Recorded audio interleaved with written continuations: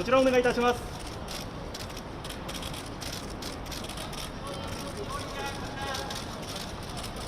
総理、こちらもお願いします。総理、もう一度こちらお願いします。正面お願いします。こちらが代表なんです。こちらお願いします。お願いします。ありがとうございます。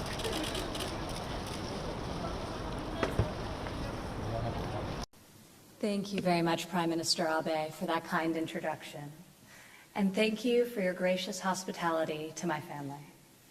This is my first visit to Japan, and the warmth you have shown us, the beauty of your landscape, and the vibrancy of your culture are truly incredible gifts to all who come to this country. Yesterday evening, as I arrived in Tokyo, I was struck by the magnificence of the skyline, and this morning, I was awed by the ancient beauty of the Imperial Palace.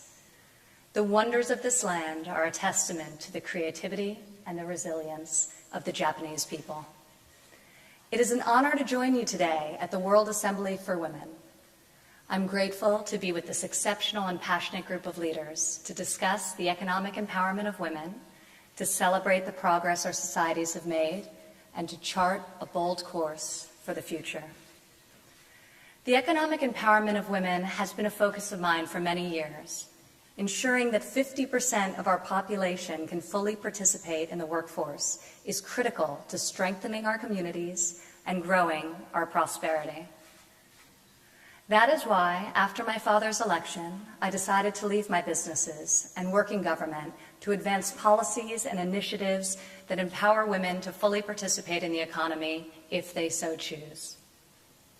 Policies that enable women to pursue their careers and care for their families. Policies that focus on workforce development and skills training, and policies that fuel entrepreneurship so that Americans can turn their aspirations into their incredible legacies. Our societies are at a critical juncture, a moment of great challenge and opportunity. Over the last half-century, women have entered every imaginable field, reached the highest levels of management, and are now leading some of the largest companies in the world. We have discovered life-saving medical cures, traveled to space, and created transformative technologies. The women here today represent this historic achievement and shine the light towards an even brighter future. Here in Japan, 4 decades ago, 45% of women worked outside of the home. Today, 66% of working-age women are in the workforce, a significant improvement and one I know will only continue to grow in great measure due to Prime Minister Abe's vision for Japan. At the very heart of this vision, Abenomics, is womanomics. Womanomics recognizes the centrality of women who represent roughly half of our global population in achieving true economic growth. Women who are empowered to work, to thrive, and to lead bring immense creativity, fresh perspective, and success to our economy and to the world. When women work, it creates a unique multiplier effect. Women are more likely than men to hire other women, to give them access to capital, mentorship, and networks. Women have been shown to invest 90% of their income in their homes and communities and tend to allocate more of their funds to food, healthcare, and education, resources that benefit children and improve our societies for generations. When women work, they not only support themselves, but they create a better future for their families and their communities. Currently, an estimated 49% of women across the world participate in the global workforce. If women close the gap with men in all aspects of work and society, it could add trillions to our annual global GDP over the next decade. I deeply respect and honor women who choose to work inside the home full-time to care for their families. We never want to discourage that incredible calling, but we must also ensure that every woman has the freedom to work outside of the home if they so choose. Therefore, in order to empower women to reach our full economic potential, we must embrace 4 fundamental changes that will propel us into the future. First, as leaders in both business and government, We must pave the way in modernizing the workplace. While the percentage of working women has dramatically increased, corporate expectations have remained all too stagnant. In the United States, women now comprise 47% of the workforce. In the vast majority of American homes with children, all parents work. And in 40% of households, women are the primary breadwinners. Yet work environments and social institutions still largely operate on a single earner mindset, in which one parent, traditionally the mother, stays at home to provide full-time care. All too often, our workplace culture fails to treat women with appropriate respect. This takes many forms, including harassment, which can never be tolerated. Traditional and rigid business culture also fails working mothers and fathers who work long and often wildly unpredictable hours and get little time off.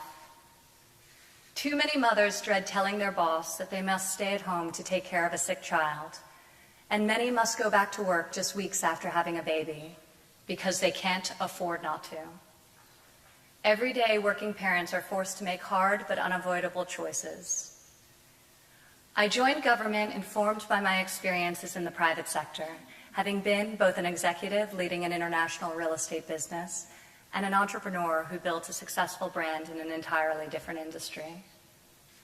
As a professional with 3 young children, despite the help that I am able to have at home, I too experience the struggles of balancing the competing demands of work and family.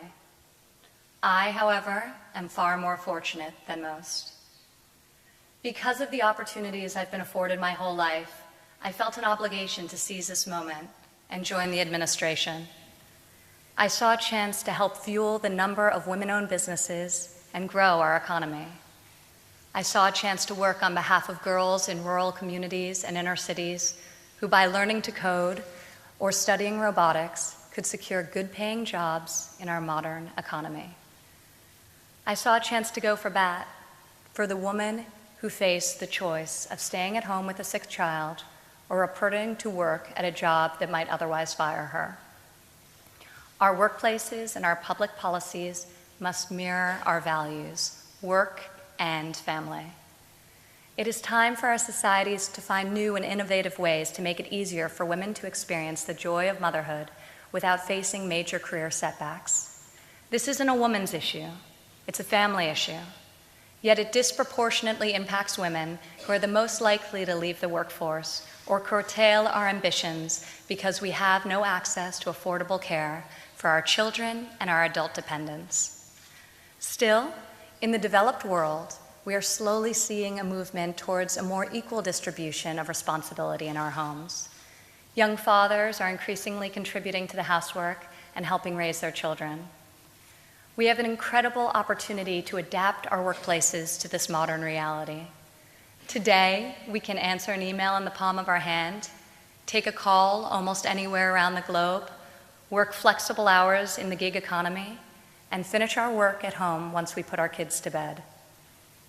The last decade has revolutionized the way we work, and now has the potential to deliver more flexibility to more working women. Already, we are seeing increased numbers of women leaving behind outdated work environments to start their own businesses from their kitchen tables. Today, women entrepreneurs are flourishing. Fortunately, the private sector is recognizing the importance of modernizing the workplace.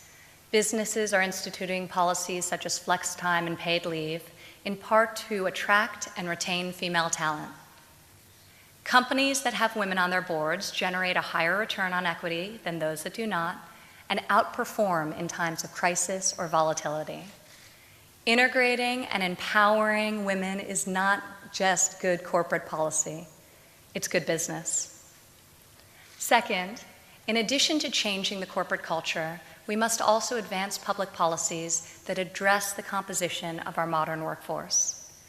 In the United States, while single women without children make 95 cents for each dollar earned by a man, married mothers make only 81 cents.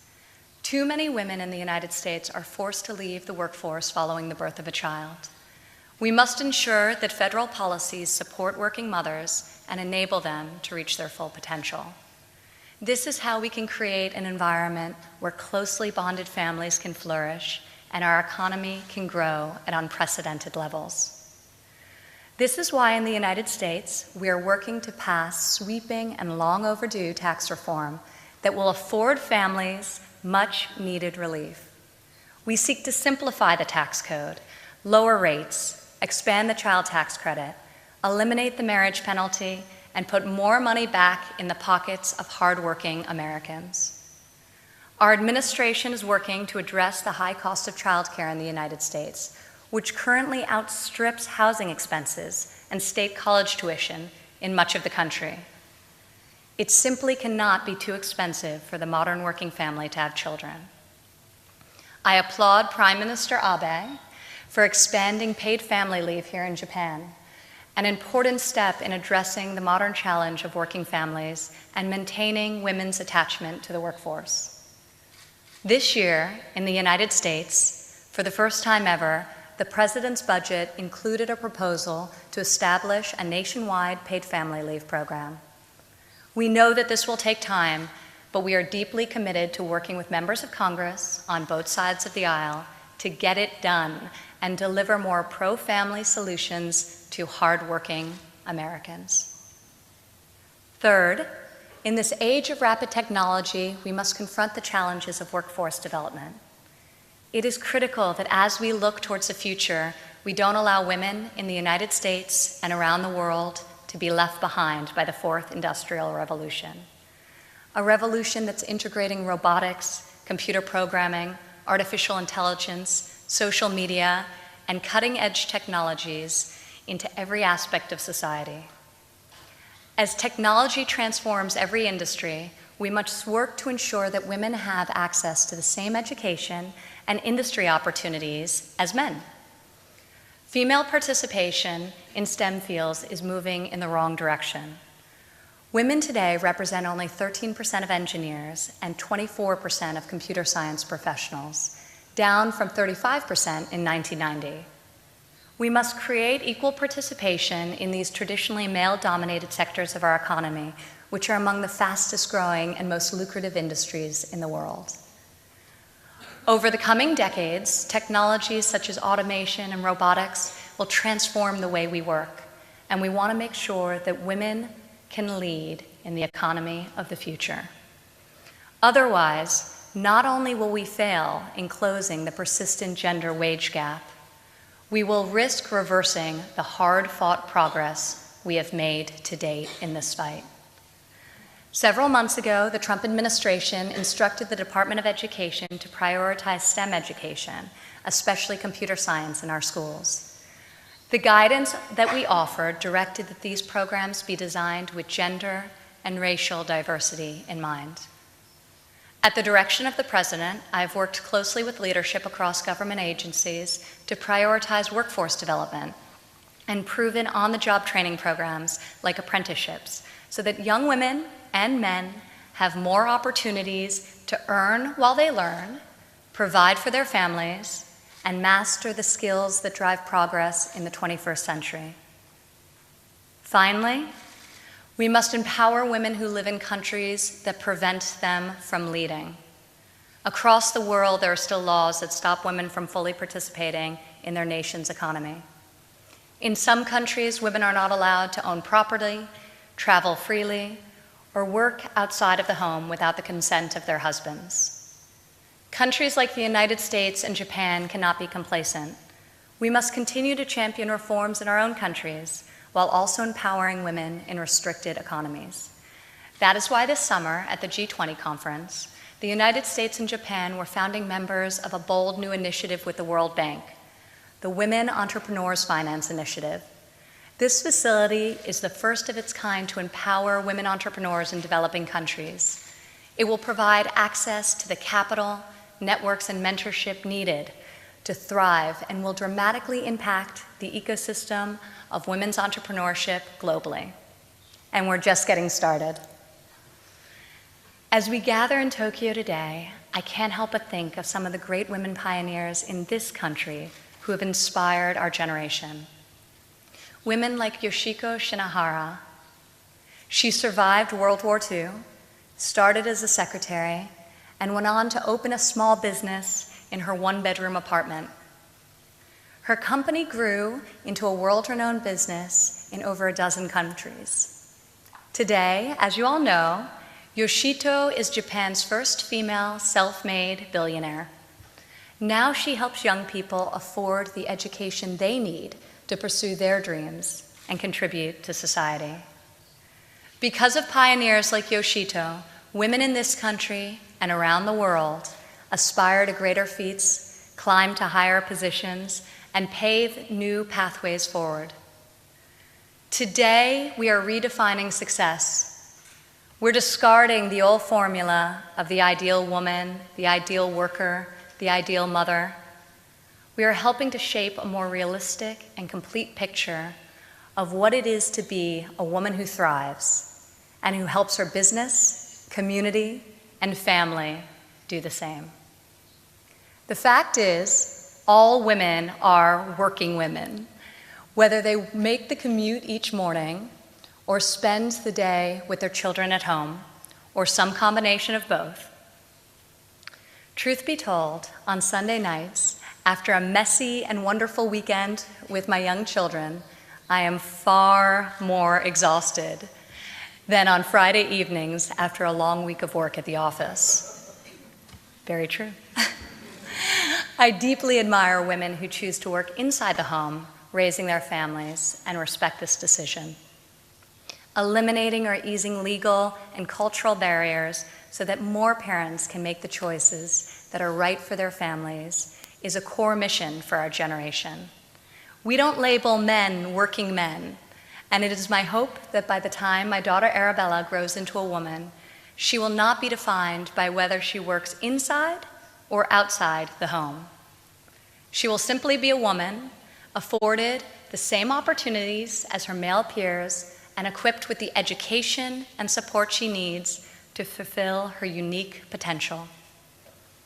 This is how I believe we will empower women, and in so doing, enable them to raise confident, empathetic, and ambitious sons and daughters, to propel unprecedented growth and job creation, and to cultivate a society that embraces the fullness of life, the dignity of work, the gift of strong and flourishing families. So today, I hope you will join me in imagining this future and working together to make it a reality for our children, for our nations, and for a hope of a more vibrant and inclusive economy. Thank you very much. Thank you, Mr. Prime Minister. Thank you very much. トランプ補佐官、ありがとうございました。